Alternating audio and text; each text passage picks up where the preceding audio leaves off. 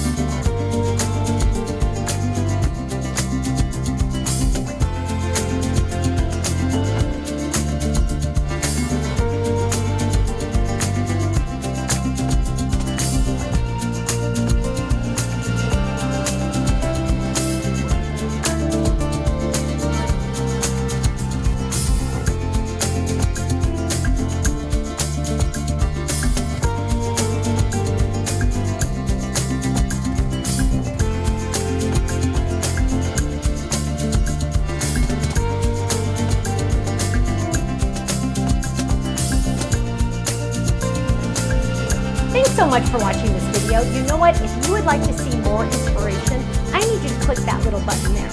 If you want to visit our website, click right here. And if you want to subscribe to our YouTube channel, make sure you click right here because you know what? You're not going to want to miss a thing. I'll see you soon. Bye-bye.